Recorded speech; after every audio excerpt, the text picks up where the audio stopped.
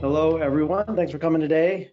We are going to get started, and I'm Matt Downen. We're going to be doing an overview of the CheckIn app today with a couple of RunSignup newbies at the helm of a webinar for the first time. So hopefully everything goes super smooth. So a reminder, you can type any questions you have along the way into the GoToWebinar control panel. We have a bunch of people in there answering questions as they come in. So hopefully those will get answered. And if something comes up that we need to address along the way, we'll stop or do it at the end and get rolling with that. So we are going to be recording this. We're going to be sending that out tomorrow to everyone who signed up for the webinar. Probably edit out all of my mistakes just in case. So, so I get rolling here. So again, Matt Downen. So the other person who'll be doing a bunch of the presenting today is Soren Larson. Soren has been timing races for over 15 years. I know he looks too young to have that much experience under his belt. He's been around the sport of running, track and field, and cross country for much longer than that. Brings a ton of experience and excitement to what we're doing, and has been running operations at MTech in Minneapolis for a bunch of years. So turn it over to him now if he's ready to roll. Yep, and the host there is Matt Downen. Matt has beat me to RunSignup by a couple months there. He's the VP of Business Development at RunSignup. He was a professional runner, a race director, and a sales and marketing leader for endurance organizations like ChronoTrack, Lifetime Media, and Enmotive. So today's agenda, we're going to do a little product introduction to the CheckIn app. The bulk of the webinar today is going to be on the functionality of the CheckIn app, what things it can do, how to set some stuff up, what are some best practices, and then we'll highlight a couple other features that maybe you didn't know about outside of just the normal check-in flow. So the app itself is a game changer for events of all sizes. Used by 33% of races in 2023, 39% of all participants were checked in using the app, which is huge.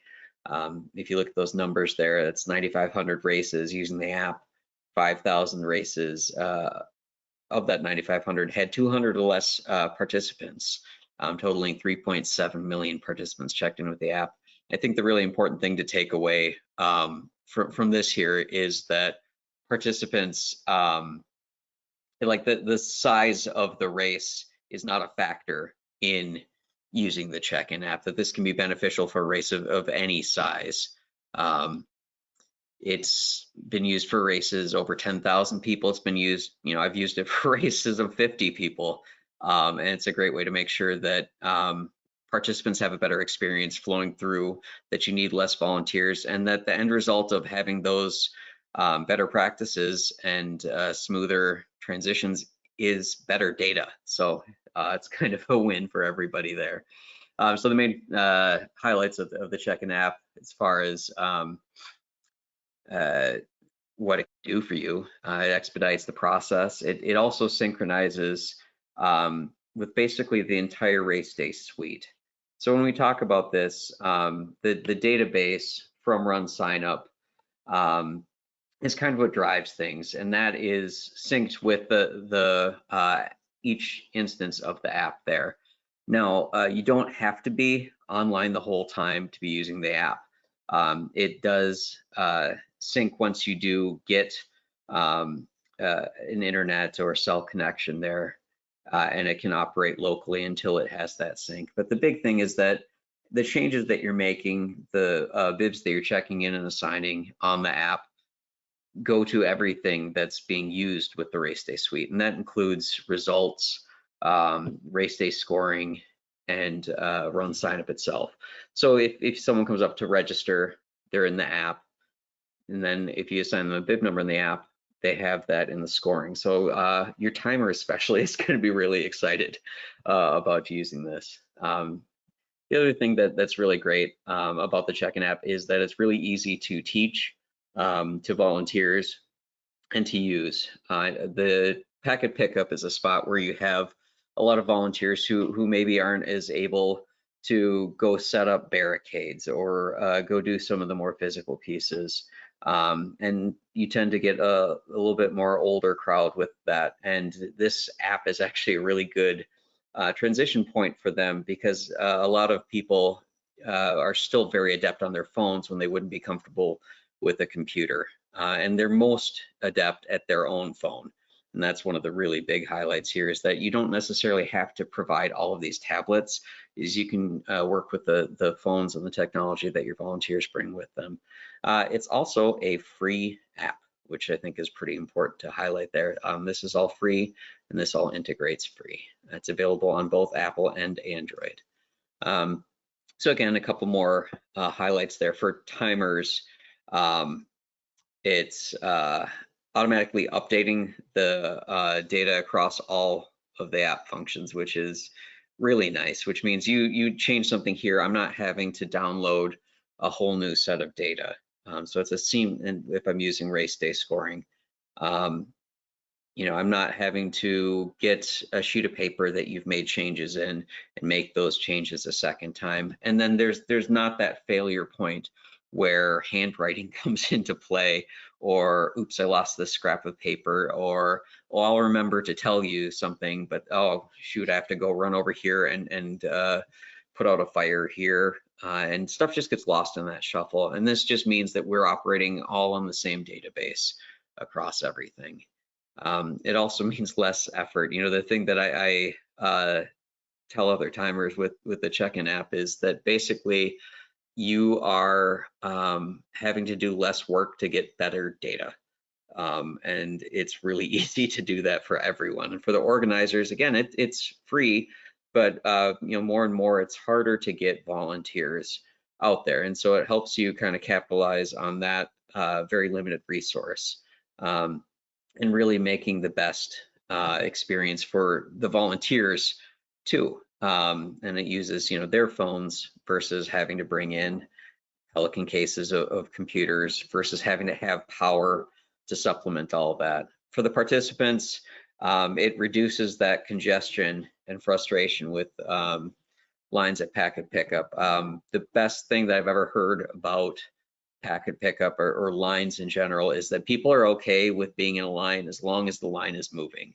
And if you have a packet pickup where maybe you have like A through L on one side and M through Z on the other, and A through L has a long line, they're going to be a little bit frustrated. With dynamic assignment and the CheckIn app, you don't have to deal with that problem, which is really nice. That's not to say that you have to do dynamic with the CheckIn app. There's a lot of hybrid options, and we'll kind of talk about that in a moment. But when we talk about the sizes and types of races that use the CheckIn app, I think this slide really highlights the scale that you can look at in terms of 13,000 people at the Drumstick Dash doing check-ins, doing dynamic assignment, and doing QR codes. And QR codes is something that's going to come up kind of again and again in this presentation. It's something that ensures really good data and really fast application of that data. If you look at the other highlights on this slide, you know, 5,600 check-ins, dynamic bib assignment QR codes, 5,100 check-ins, and that's one that has a combination of vanity bibs, so pre-assigned bibs, and dynamic bibs. 1,600 check-ins, dynamic assignment, QR codes, and then 562 check-ins at the bike event.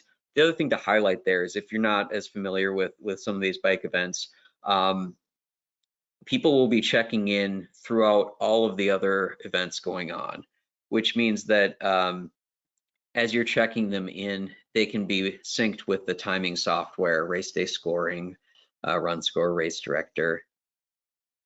It as that's going on, which means you're not having to completely wipe out your database and clean it up again. You can just be confident that that's going well and that it's syncing with your timing software, which is a big point of relief. But also it means that you're having to do less management, you're having to clean up less things in the database, and you're having to do a little less work to be a little more happy with what you have. So we're going to do a little demo here. Let me find person. Lost my tablet on there. Give me one. Matt, we're gonna do a check-in of Matt. So this is my tablet here. One of the first things that you need to do, and I think this is something that we're going to reiterate again, is one of the most important things, is to show up in the check-in app. You need to enable that in RunSignup. So I've got this enabled, but I'm just going kind of through this from the very start. Another thing that you want to do, and you want to train your volunteers to do, is that you need to change that identifier up here. So usually I would call it whoever's using its name, so Soren's tablet, to maximize what you're going to be able to see with the post-race look at the check-in flow here. So I've got a race all set up for this. Now, the first time that you go into that race, you do have to use the password that you set up. Now, the password, when you set it up, just a quick note on that, you want the password to be the same as the password hint, which sounds a little counterintuitive, but if you need one of us to help you on the back end, we need to know what that password is. And if you forget it and we can't see it, we can't help you too much on that. The other thing is just, if no one's going to see that page unless they're logged in as you on RunSignup, in which case they have access to a lot more stuff than just setting up the check-in app. So when you sign into the app, you will be asked to select configuration. You as the organizer will want to set up a configuration ahead of time. If you're doing a very simple race, we do have a default configuration that does all of the things that you would want it to do. In this case, I have already set up a couple configurations. One thing I like to do is I like to set up a use configuration for the bulk of the volunteers.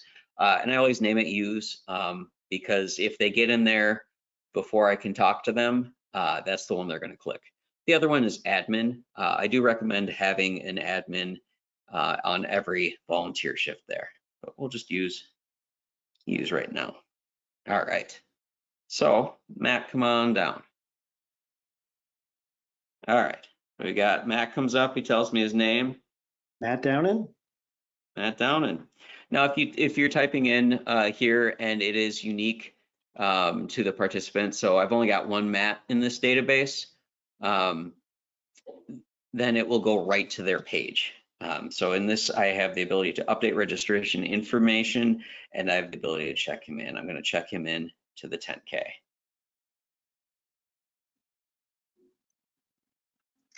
Matt has not signed the waiver. So this is a really nice function. If they sign the waiver ahead of time, you wouldn't have to deal with this. But if you have something where maybe you've imported participants from another source, or maybe you have a waiver that you added after the fact, or they're a part of a team, and so only one member signed the waiver and the other members still need to sign it, you can cover that by having them sign the waiver on the app here, which backs them up. Now I've got Matt checked in. Pretty straightforward. Now I'm going to do that one more time, but I'm going to use. Oops. I'm going to do this with myself and just show you how fast it is using a QR code. And I know a question came through the question portal about setting this up in admin. So we'll jump back to that at the end because this is on Soren's, which we'll want to demo that on someone's laptop. So we'll go in back at the end and just kind of quickly show how to set this up in admin to make sure it's enabled. Yep, and for QR codes, so one of the things that you want to do if you are doing a dynamic assignment is in your pre-race email, you want to include the participant's QR code.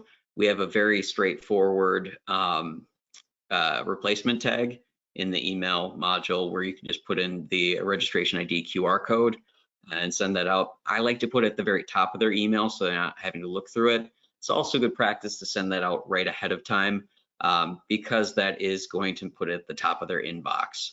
So this is how quick it goes with doing that.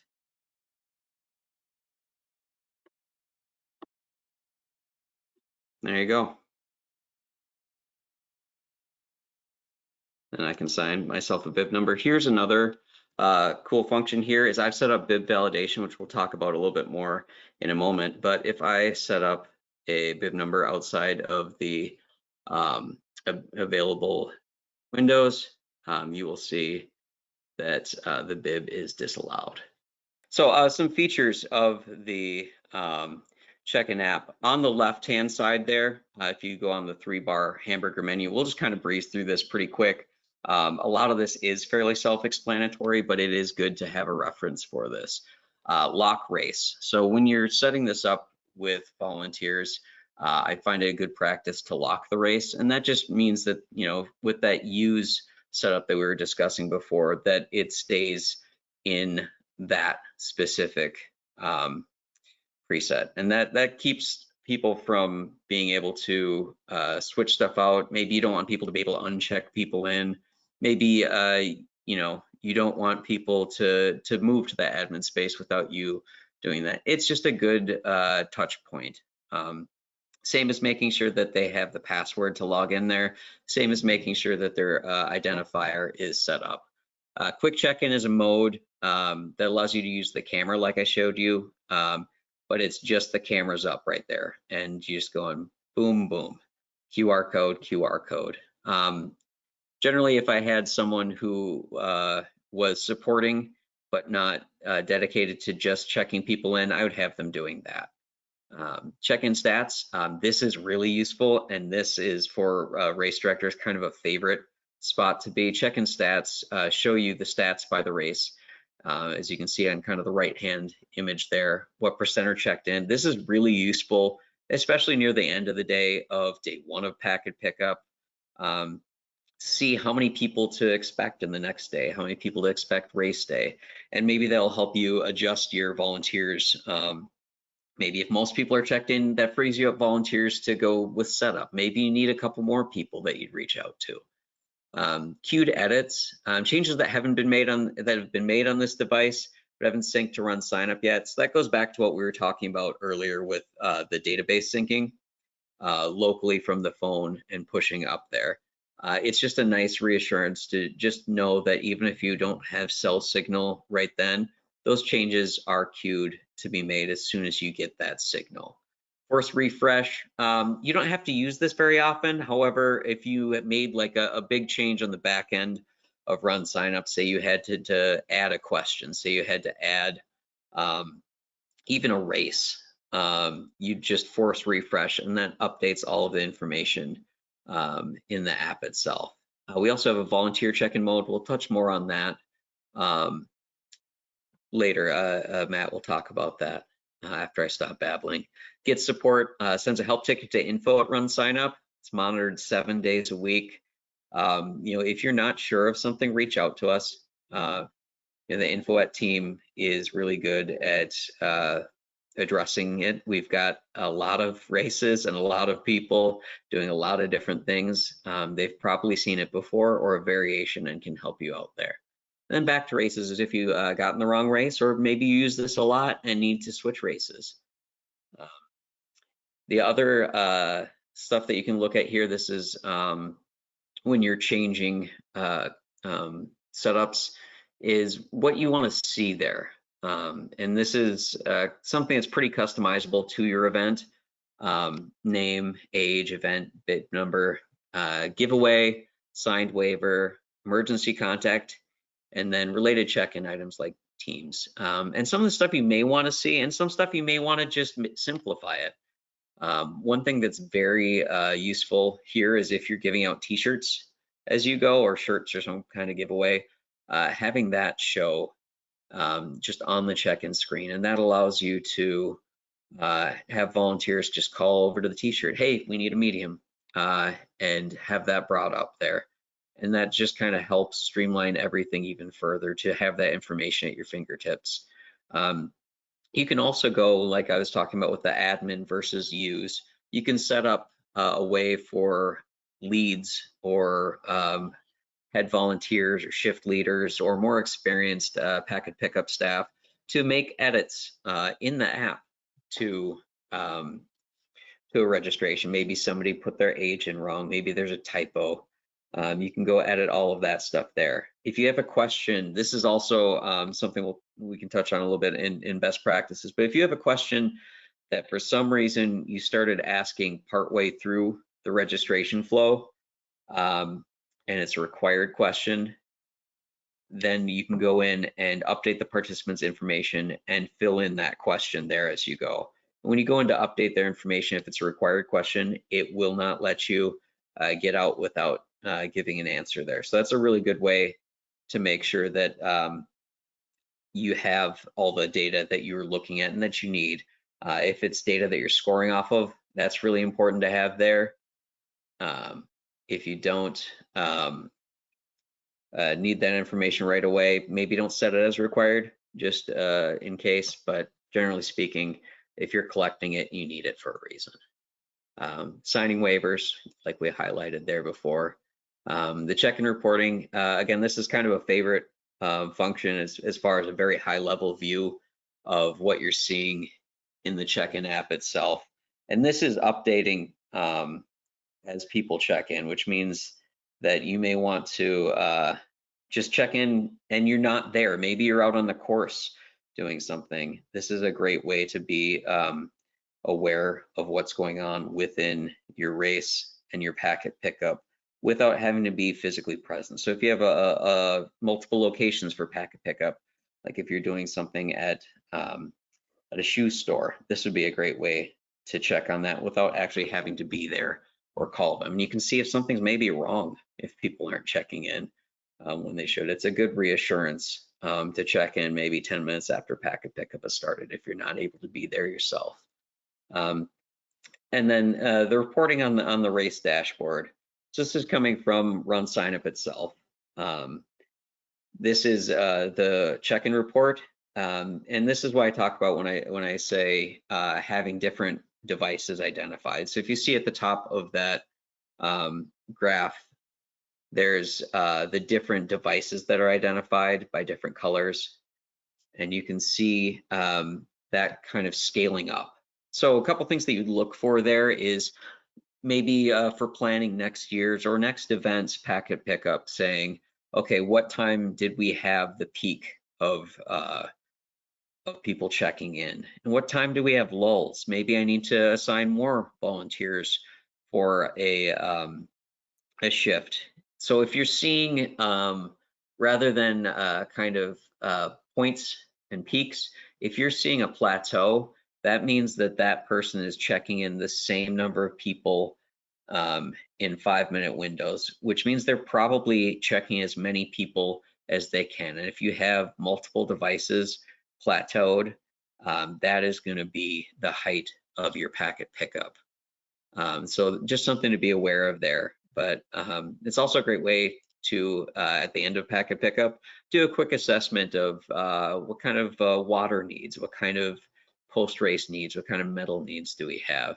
And you can see here it's broken down across the events of checked in, not checked in, and percentages. You can also export these reports. You can export who is checked in, you can export who's not checked in, and maybe reach out to some folks who didn't check in and say, hey, you know, your swag bag will be available here for these days. There's a lot of applications for this. Just like there's a lot of different ways to do a race. And really the right way to do it is the way that works best for you. There are best practices, but you know, the best practice is what works for you. So QR codes and dynamic bib assignments, like we just highlighted there, it's a lot faster to use a QR code than to look someone up. You know, I live in Minnesota. On my timing staff, at a given day, we might have a Anderson, Erickson, Larson, Magnuson, and Olson. And there might be like 12 Johnsons. So sometimes Googling or looking up a person's name isn't as efficient as just scanning it. If it's a loud environment, if it's something where you have people who are not as fast typing, this takes all that out of the equation, and it's much more accurate because that QR code in the email is tied directly to the person that you're trying to check in. Same with putting a QR code on a bib associated with that number. You know, that removes the chances of transposing bibs. You know, again, this is a great way to scale it up. If you look at the math on, I think when Matt and I were preparing this, we did the quick math on if you saved 2 seconds a participant on a 13,000 person event, it came out to something like 4.5 staff hours saved across all of that check-in. And we were pretty sure I did the math wrong. And so we went back and redid it, and yep, it's 4.5 hours. So that's a lot of staff time that can be saved and passed along to your volunteers, to your participants, and all in the name of better data.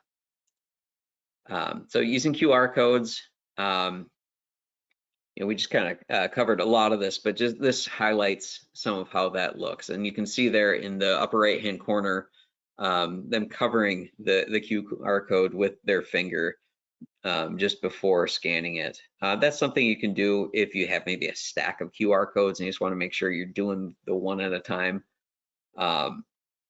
But really the best order of operations is to make sure that you have the camera set in a way that you're not just catching anything that comes up to it. There are some safeguards against this. You can set up bib validation, like you saw where I couldn't assign myself bib 6,000. Bib validation is a great way to make sure that you're not assigning bibs that are outside of the realm of possibility. We also are validating against, you can choose to not allow duplicate bibs. That's a great setting to make sure that if you're transposing numbers, there's less risk that something will happen there. For smaller events or for events where you know, you just got a couple packet pickup volunteers, just use the default settings. You know, you turn off the fields you don't need. If you're not doing a giveaway, if you're not collecting certain data, turn them off. You don't necessarily need to know the registration date of a participant, but turn off those fields, use the default settings. You know, there's no wrong answer for this, but that's a great way to just speed up the setup. And then have, you know, best practice, have your volunteers download the app ahead of time. In your pre-shift email to the volunteers, it's good to say like, hey, download this ahead of time. Maybe you do want to give them the password to log into the app itself. Just I found that one of the biggest stumbling points for the start of a packet pickup is that you're spending 5 minutes with volunteers who forgot their login to the app store or haven't downloaded it yet. And if you are in one of those locations that has limited cell service or internet, you know, that the app itself is a lot bigger than the data for a race. So just keep that in mind. It's a good thing to have them have it on their phone ahead of time. If you're an organization who works with the same volunteers a lot, they'll probably keep it on their phone. But just a note there. Again, key settings require a bib on check-in, so you can't get through checking someone in without assigning them a bib. Auto show the camera on bib assignment. That's great if you have the QR codes out. Giveaway. Otherwise, you're kind of duplicating that workflow wherever they pick up the t-shirt. Allow on check-ins like you saw there. If you checked in someone wrong, you want to be able to go back there quickly without having to go to a different table. prevent duplicate bibs and validate bibs. Like I said, those are just some great safeguards to make sure that you're getting real data, accurate data, and that you're not assigning bibs that aren't possible. There's some additional settings. We've got a YouTube on here. Like Matt said, slides will be available tomorrow, I believe it is. So you can go dive into some more advanced stuff there. Again, the key settings, this is the most important one. You can see there on the bottom of the slide, you must enable the check-in in RunSignup before it appears in the app. You often will have questions, well, my race isn't appearing. You have to enable the check-in app to have it appear in the list there. And what enabling means is you have to set up a password. You have to enable a range of dates for checking people in. I always enable it before today. So if we were setting this up today, I'd enable it as 5:15. Why? Because no one's going to be in the app checking people in unless I give them that password. And then disable check-in. This is a key thing to remember. If your packet pickup ends at, say, 9 a.m., don't disable check-in at 9 a.m. If you disable check-in at 9 a.m., then someone shows up late, 9:05, they're already in a hurry, they're trying to get to the start line. Well, you disabled the check-in there. So always leave that open a little bit longer than you think. If no one has the app up, no one's checking people in. So always leave check-in open later than you think you need to, because there will always be someone showing up later than you think they should. So some best practices here, again, QR codes. We're going to keep saying QR codes because it really is faster and it's more accurate. A QR code is going to give you the right information versus looking up the wrong person a little bit by accident, versus having to spell their name, versus having to figure out if they're the right version of that person. I got a couple people with the same name who race at a lot of the same races together, and I usually get an email from one talking about the other. A quick correction as far as the check-in period goes. Once the app is on the device, check-in can continue indefinitely. So that just really defines whether or not the race will be able to be loaded onto a device. So again, if you're testing, set it before today, but just make sure that people can get it on their app. So at least a day or two ahead of the race. And you really should be testing stuff. Just for your sake, looking it up and making sure that the participant flow is what you would want it to be. It's always good to just do a test check in there. So back to QR codes, have them print on the bib themselves. Most bib companies will do this pretty easily. It might cost a little bit more, but if you're doing dynamic assignment, you're already saving on some of that overhead. If you're not labeling packets and assembling those, you're saving money there already. It's worth spending that or a fraction of that on getting QR codes. If you're doing names on bibs, you're already doing that, so this would fall into that customization there. Have a plan for a lead or admin person to make those changes. Again, you can make the changes on the app itself. You don't have to go into a computer to do that. And that just keeps participants moving. So when I say this, I like to have just the general volunteers using a very simple flow. And if someone says, I need to switch races, or, oh, I need to change sizes on this, having them step out of the line and go to that lead keeps things moving for everybody else, and then gives that person who is most able to address that problem the tools they need to do so without someone kind of guessing for the answers or just saying, oh, we'll deal with it later. Because again, dealing with it later is a good way to forget that you need to deal with it. And then if you are doing dynamic assignment and you're checking people in, you're not printing labels or something like that, it is good to write the first name of the participant and maybe a giveaway size if they're going to another table on the back of the bib, especially if that person is picking up for multiple Individuals, you really want to make sure that the first name is on the back of the bib. Otherwise, race morning, family of five's got all the bibs on the table and they don't look at the back and don't see a name. We don't know who's going to get what bib. So just an ounce of prevention on that.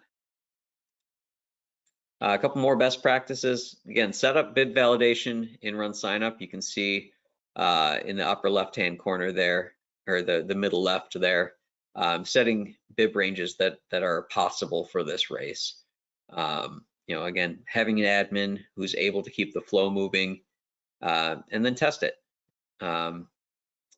Test it before packet pickup opens. You're generally going to have a volunteer who's participating or who has a friend or family member participating. Check in a real person and just go through that whole process without saying this is what it would look like. If you have one of the people who shows up 45 minutes before packet pickup opens, this is a great way to let them get their packet, but let them know that it's going to take a little bit longer because you're using them to train your staff to do that. On a more advanced setting, have a separate preset for relays and teams. There's a way to do that that's just much fancier for moving through that. Maybe you're assigning them all one bib. Maybe they're picking up as a group. There's a lot of ways that having that different preset will speed things up, but also just make a better experience for the groups there too. I like to watch my volunteers go through their first couple repetitions, just so I know that they get the habit of it. Once they've done 2 or 3, they're pretty much good for the whole time. You just don't want them to start with a bad habit that will move forward. And when in doubt, ask your timer.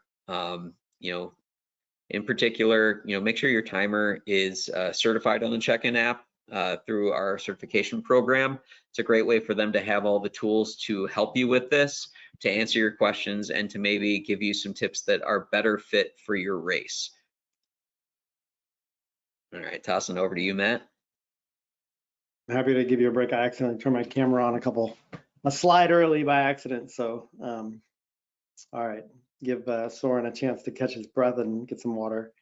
So we're going to run through a couple of non-participant check-in uses that have been built into the app over the last couple of years. So the first thing is with volunteer check-in.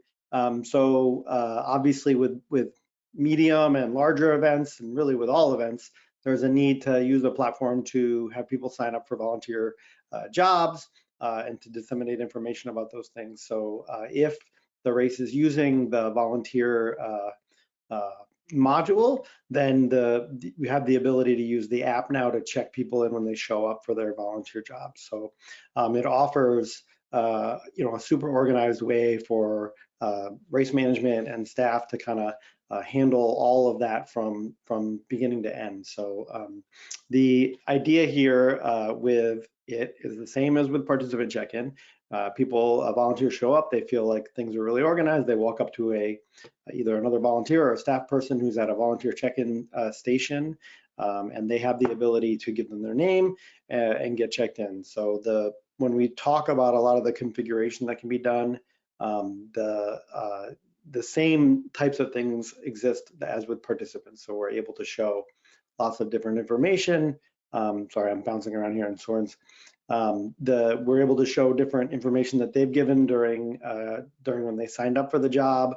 We're able to show the job that they signed up for, the t-shirt size that they asked for, and all of this can be configured in the app the way that you do with participants. It's just a little, another way to set it up for volunteers. So, very helpful when you have a number of volunteers and you have, lots of different jobs for them to do and be able to send people out to the right locations and that kind of thing. So, so other functions with the check-in app, the results kiosk mode. So when you go into the check-in app, you have the ability to turn on, so we're going to run through results kiosk, the medical check-in functionality, and then we're going to talk about a couple other sort of closet or side cases. So with the results kiosk, you have the ability to turn on results kiosk mode in the check-in app. Super basic, functionality here is someone walks up to a volunteer who's holding a phone or an iPad or has a laptop open, and just typing in a number pulls up the runner's results and their place and their time. It's a great way to deliver that solution right to participants when they're finishing. Just like with the participant app, you also have the ability to turn on the way to adjust or to make changes to data when they do that. So with someone who walks up and you show them their time and their place, maybe their age or their gender is wrong, and then that particular person with with the check-in app can make the changes in the database that need to be made.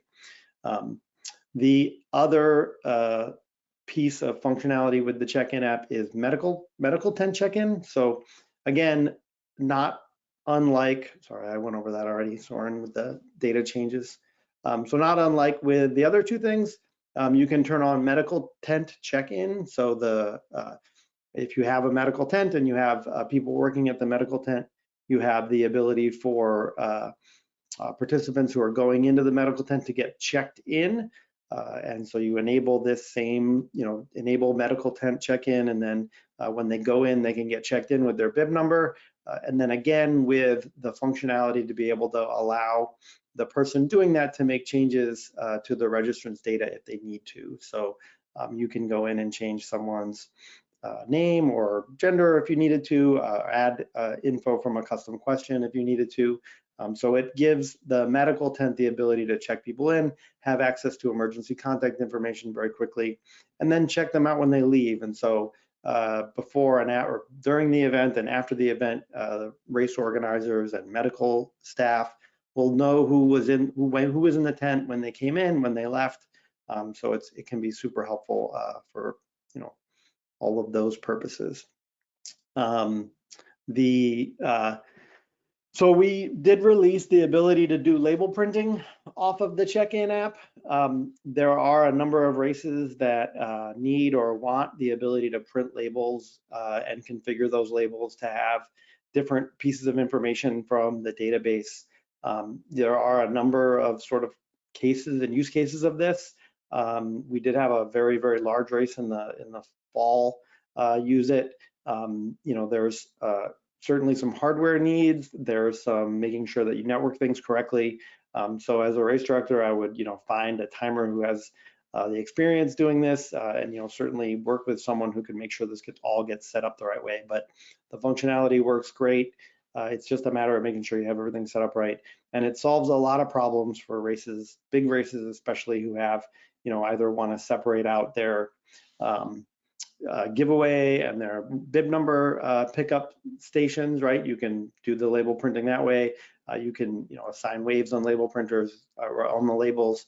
So the number of cases there, and the functionality is great, and it's out there now for people to use.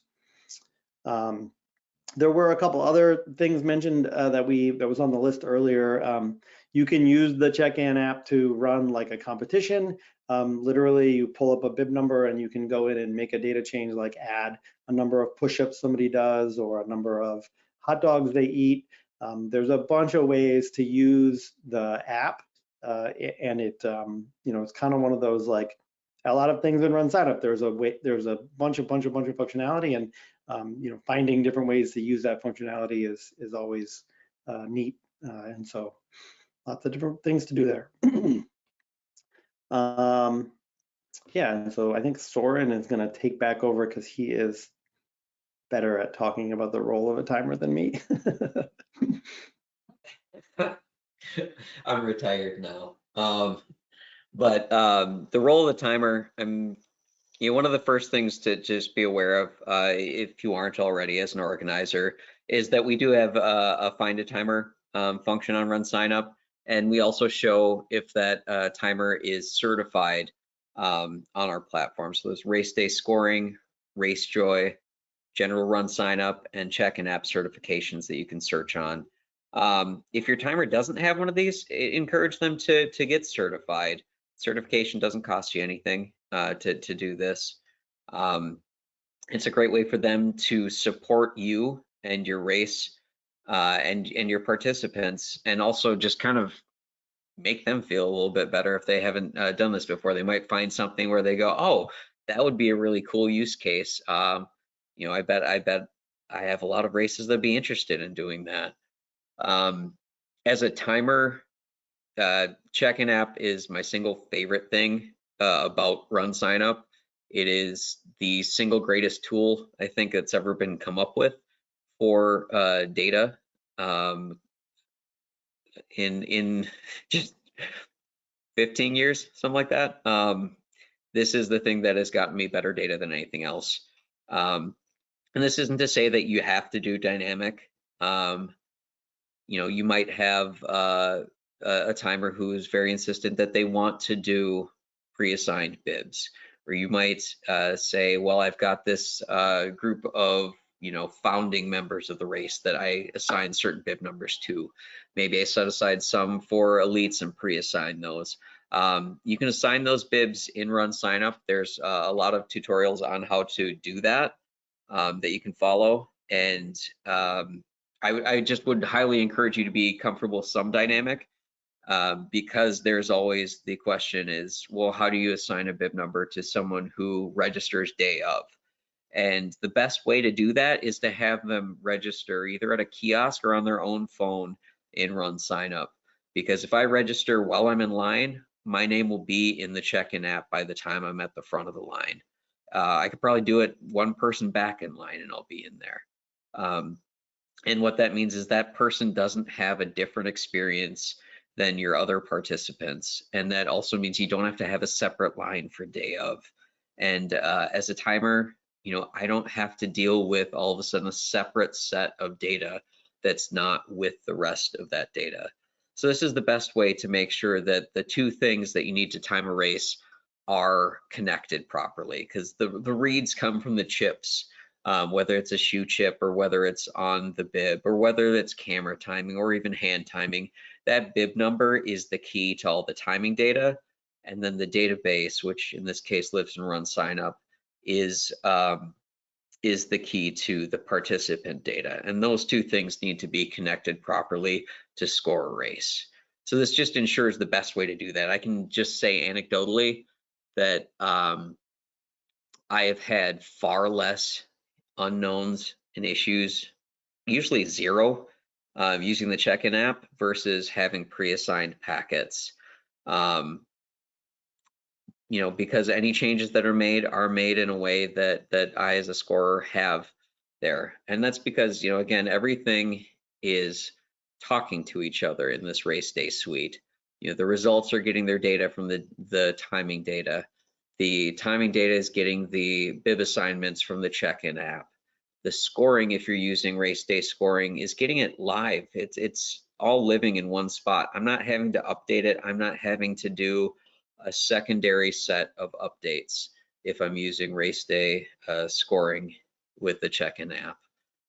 So everything is talking to each other here. You know, photos, results, all of this stuff you see on the left, all of that is working together and integrated in the RaceDay suite. So check-in app is really one of the key parts of that and one of the biggest pieces. So as a timer, this makes me happy, and a happy timer is everybody's favorite thing on RaceDay. We'll open up the floor here for some Q&A. So, Soren, can you just bring up your screen and go to the race that you did today and just go to the check-in app area? We just want to kind of show that area again, just where they enable it, and talk a little bit on that screen about the password and everything. Yeah, give me 1 second. I got to closed out on my tablet. You have another one you can toss me in the meantime while I pull that up. I can do it. If you want to be the presenter, Soren, let me, I'll do it. Yeah. So this is the, make sure this doesn't, still get set. So this is the miles per files, the one that Soren is working on. When we're looking at configuring that RaceDay check-in app, which I think was the question, right, James? Yeah. So go into the dashboard, go to RaceDay Tools, RaceDay Check-in, click on this mobile app button. And then this is the sort of super quick way to make sure that's all set up, right? So you want to put in a password, and like Soren said, make your hint your password, because it's really not, nobody's going to see this other than you. So this is the best way for everybody to know what the password is. And then you're going to want to make sure that this is enabled when you need it enabled. So like Soren was saying, like there's really no reason not to open it up like right away. Nobody's going to find it, nobody's going to use it. So and then you're going to want to disable it like at least a few hours after your actual pickup's going to end. And again, you want to make sure it stays open long enough that everybody's going to use it for. And then once those settings are saved, it'll be accessible in the app when you download it on your phone and view it. And then all the configuration that we were walking through in terms of setting up, you know, functionality and the different pieces of data you see when you check somebody in, that's all done in the app. It's you know, super easy to do it in the app. Okay, thanks. So just going through all the questions today, we definitely had a lot of great interest. Really appreciate all the activity in the chat channel today. Again, continue to type in questions now if you have any extras. And I'm going to just kind of socialize some of the important things that we talked about today. And again, we appreciate your being very interested in this technology. There was definitely a lot of questions around internet and like network connectivity and like how all this stuff works, and just really important conversation to have. You know, people have storm conditions, they have lots of different weather conditions that can happen, and you know, so always it's definitely a topic of concern if you're thinking about using technology that's requiring internet in order to sync these data changes to your timer, as Soren discussed. The main thing to remember is that we've been doing this, as Soren started the presentation out, for very large events to very small events. 40% of the races are using it. Just crazy, millions and millions of check-ins happening each year. And so how is it possible that we can make it work so well? And it really is about the fact that everything is on this device. It's never going to get lost.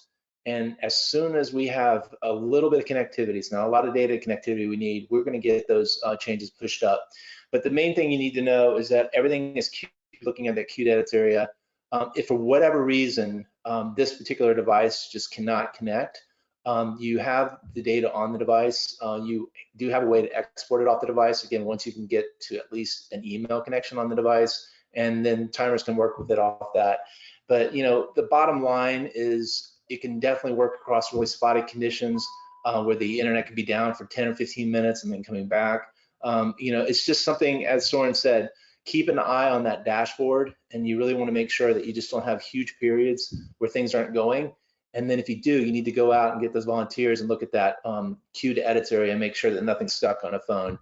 So it really is important to kind of look at that queued edits. If you're having any kind of questions or not things are going. But yeah, we've built this Storm 4 technology. You don't need to worry about having spotty connections. Definitely something to use if you want to, you know, have that kind of experience. Another area that kind of we want to kind of highlight is again a lot of discussion around, you know, this is all about I'm going to the event and I'm checking in people, and the other thing you have to do on the day of the event is handle on-site registration. Again, that was not the purpose of the presentation today. There's definitely a lot of different ways races are handling on-site registration. Part of it is, you know, just using, you know, the current registration you have, keeping it open, using QR codes. Really is an important discussion. I invite you to just send an email to info@runsignup.com, and they can discuss for your particular event what might be best to handle on-site registration. But there are different ways to manage that, and definitely the CheckIn app is not intended to be a way to add registrations. We don't do it here. This is not the device to do, you know, on-site registration. And Avery, do you see anything else, or Kevin, that you want to socialize? Yeah, just really quick. I know, you know, lots of good conversation, as James mentioned. I did want to just bring up that we do have a YouTube channel. So if you go on YouTube and just search RunSignup and go to our channel, we have lots of videos on race day registrations, how to run an efficient packet pickup, how to use the CheckIn app. and we're continuing to record new content. So you can definitely use our YouTube channel to find potentially anything that we've recorded and find some content and information for you. We kind of try to record quick, short videos and try to be as informative as we can. So there's definitely one on how to run an efficient packet pickup, which we talk about. A little bit of race day registrations, a little bit of check-in, a little bit of just kind of setup of what makes a good kind of race day, race morning experience for your participants. So yeah, we have this video here. If you also search like check-in within our channel, you can find lots of content there as well. So just wanted to bring that up for everyone. Great. Avery or Kevin, anything else? The only other thing I'll see, I'm just kind of looking through this whole thing of the different channels, questions and stuff, was, again, dealing with bibs and QR codes and how to get the information out and whether or not to get it, it's definitely something to talk to your timer about. The timer is your technology provider. They're going to be working a process with you about how to do bibs and whether or not the QR codes are going to be printed on the bibs and how to get those QR codes out to participants using our email marketing system. And you can definitely, really tailor the email and the communication that's going out both prior to the race and then even the night before the packet pickup to really get those QR codes out and just make it really easy for them to check in based upon their registration, and then having the QR code actually do the bib assignment. But it's really, QR codes are really a huge time saver, and understanding what QR codes are and how to use them for both the registration ID and also for the bib ID, and working with your timer on a process to help streamline and everything is something that we invite everybody to do.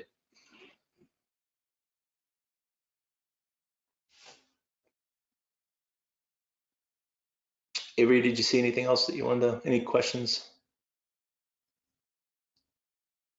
No, the only other one that I wasn't sure if was covered exactly again was showing how to change configurations. Sure, I can do that on the tablet screen real quick.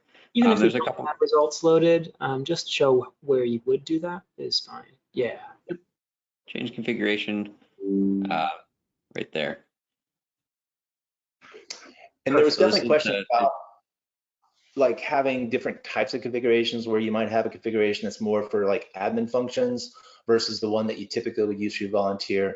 So this is how you have those different setups, and you're going to do it all in the app and control how the app works for different types of people. Yeah.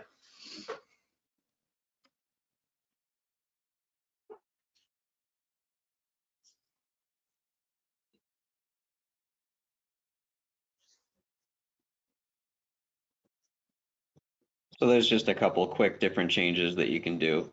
So you can see that I can't assign that one because I've already done it.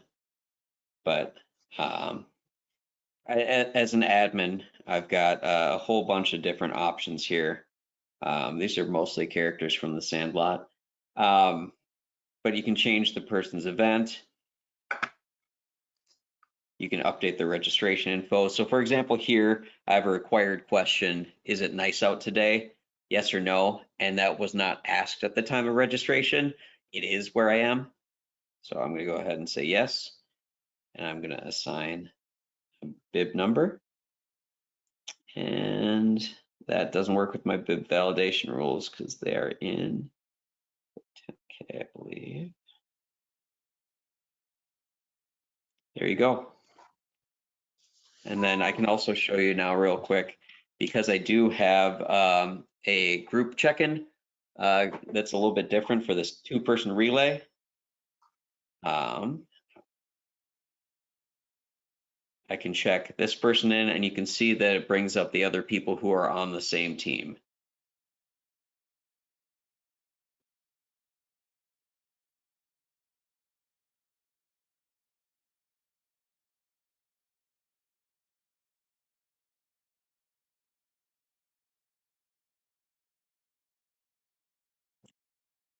Is there anything else that anyone would like brought through kind of the app flow here?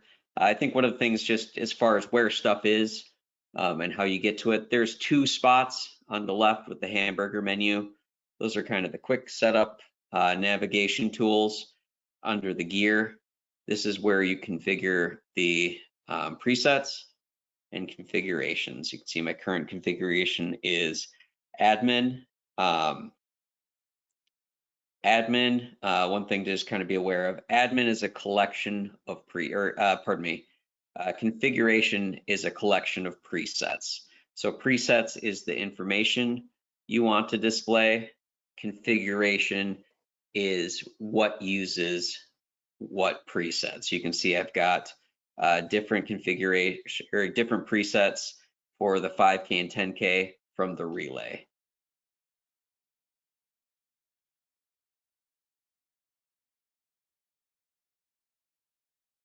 And then presets would be check-in steps. And this is, again, kind of those prereqs there. And, like we talked about, require the bib number, what information you want to show, and what changes you allow.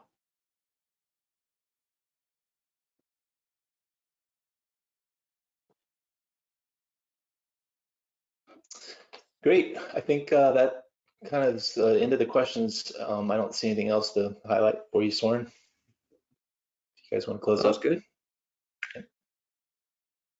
Yeah, thanks everybody for coming, and we look forward to talking to everybody soon. Thanks, Soren. Thanks, Matt. Are these less wrinkly than they were? Yeah, I ironed them at lunch. You bring an iron to the office?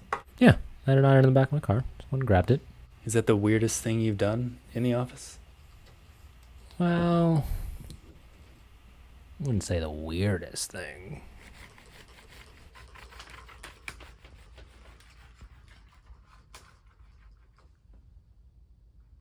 Did he say anything to you while you were ironing them? Yeah, he said like and subscribe because we post videos every weekday at 8 a.m. And then he screamed because I ironed his face or something.